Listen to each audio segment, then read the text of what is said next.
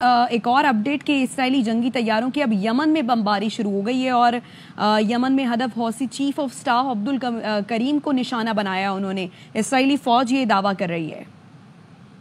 See, again, this is an answer to many questions. अब ये आपने ईरान को इसलिए मारा कि आपको लगता था कि इसके पास तो जो है वो न्यूक्लियर हथियार है, दुनिया का सबसे खतरनाक मुल्क है, तो आपने अब यमन पे क्यों मारा है? क्या यमन के पास भी न्यूक्लियर हथियार है? तो ये अगेन बहुत सारे उन मासूमाना सवालात का जवाब है कि जो लोग कहते थे कि देखिए जी वो हमास वो ये ना करता तो ये ना होता, देखिए जी वो ये ना करता तो ये ना होता।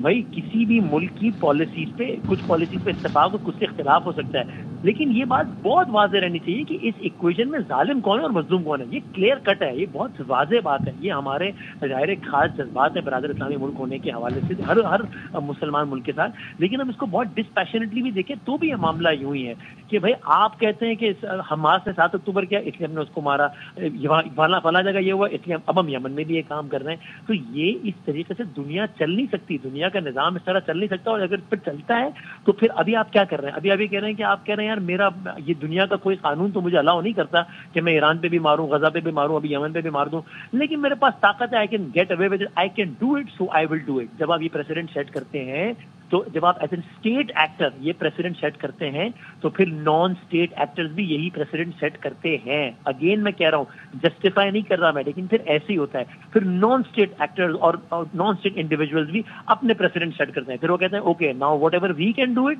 We will go for it. और फिर आलमी अमन को झटका पहुंचता है, फिर जो है वो फिर कहा जाता है कि ये मुसलमान दहशतगर्द है और सारा कुछ। तो ये मामला, और ये बहुत वाज़ेह है जो भी खबर साहब कह रहे थे, अगर आप इसराइल के डोमेस्टिक पॉलिटिकल सिचुएशन देखें तो इंसान हैरान हो जाता है कि किस तरीके से नेतन्याहू सियासी गर्दाब में फंसे हुए थे, किस तरीके से उनको ऊपर मुख्तलिफ बिजनेसमैन, मुख्तलिफ मीडिया आउटलेट्स को ब्राइब करने के केसेस चल रहे थे, किस तरीके से उन पर जो स्टेट के इनामात हैं वो खुद जाती मिल्कियत में रखने के केसेस चल रहे थे, अदालतों में पेशियां चल रही थी, और किस तरीके से उन्होंने सारी गुफ्तगू का रुख ही मोड़ दिया गजा एपिसोड के बाद से। किस तरीके से उनके अटॉर्नी ने अदालत में पेश होकर कहा कि जी वो वज़ीर आज़म साहब तो इसलिए नहीं आ सकते कि अब जंग में बिजी हैं। तो ये बहुत सारी चीजें हैं, और अब देखते हैं कि आलमी अमन के जो ठेकेदार बनते हैं वो इस मामले में अपना किरदार अदा करते हैं या नहीं करते। तो ठीक है, इस वक्त they might have the power and they might get away with many things, लेकिन फिर ये सिलसिला यहाँ पे रुकेगा नहीं। फिर at the cost of repeating my self I would say कि आप एक स्टेट एक्टर होते हुए अगर आप पावर को मिसयूज करेंगे तो कल को आप नॉन स्टेट एक्टर्स को भी नहीं रोक पाएंगे ऐसा करने से। ठीक है डॉक्टर कमर चीमा साहब, कहिएगा कि ईरान का सबसे बड़ा चैलेंज है क्या? यानी अब जैसे इसराइल ने जंगी तैयारों की यमन में बमबारी शुरू कर दी है, तो आप क्या समझते हैं, क्या ईरान अब इराक पर भी हमला कर सकता है? क्योंकि वहाँ पर तो अमरीकी अड्डे भी हैं, या मिडल ईस्ट में जहाँ जहाँ अमरीकी तंसीबात हैं।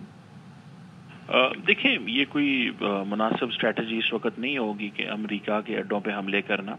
और दूसरी बात ये है कि अभी ईरान के ऊपर ऐसा कोई हमला अमेरिका के अड्डों से नहीं किया गया, और इसमें जारी बात है जो अरब वर्ल्ड के अंदर अमेरिका के जो मिलिट्री एसेट्स या जो बेसिस मौजूद हैं वो बड़े केयरफुल हैं, उनको पता है। मेरे ख्याल है माजी में ऐसी कई दफ़ा बातें भी आई हैं कि जहां अरब वर्ल्ड ने ये कहा है कि हमारी जो मिलिट्री बेसिस हैं वो इस्तेमाल नहीं की जानी चाहिए ईरान के ऊपर हमला करने के लिए। दूसरा, देखें अमेरिका के पास बहुत सारी ऑप्शंस हैं, उनके पास एयरक्राफ्ट कैरियर्स हैं, उनकी पूरी की पूरी नेवी जो है वो मेडिटेरेनियन सी में आ सकती है, वो अरेबियन सी में आ सकती है, वो इस पूरे खिते में आ सकती हैं। उनके पास 11 के करीब जो एयरक्राफ्ट कैरियर्स हैं, उनको सेलिंग सिटीज़ कहा जाता है। वो जहाँ जाते हैं वो पूरे जो है वो समझे पूरा मुल्क ट्रैवल कर रहा है।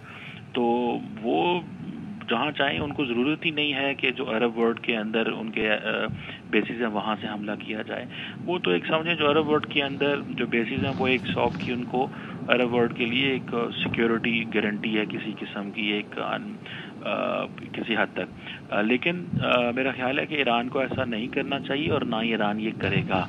हाँ, ईरान जो करेगा वो सिर्फ और सिर्फ अगर ईरान के जो एसेट्स हैं, जो मिलिट्री जो मिसाइल हैं, अगर वो इजराइल तक पहुंच जाते हैं तो मैं समझता हूं कि ये, और वो हिट करते हैं उन एरियाज को जिनमें इजराइल को नुकसान हो। मैं जिसको जैसे मैं बार बार कह रहा हूं कि असल चीज़ है कि ईरान किस हद तक एस्केलेट कर सकता है। जिस हद तक ईरान एस्केलेट करेगा उतनी तेज़ी से चीज़ें डी एस्केलेट होंगी।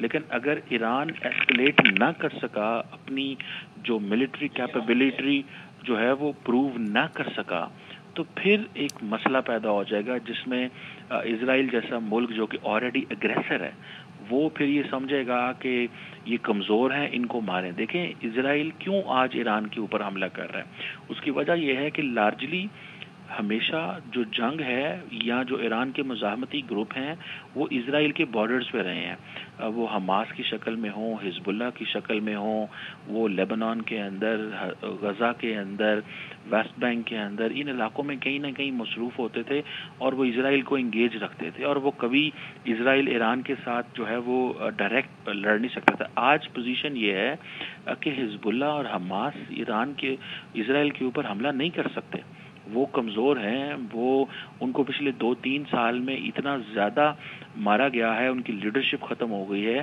تو اب ان کے پاس ایک ہی آپشن ہے، کیونکہ مزاحمتی گروپ یہ پراکسیز ختم ہو گئی ہیں، اب ڈائریکٹ حملہ کرو.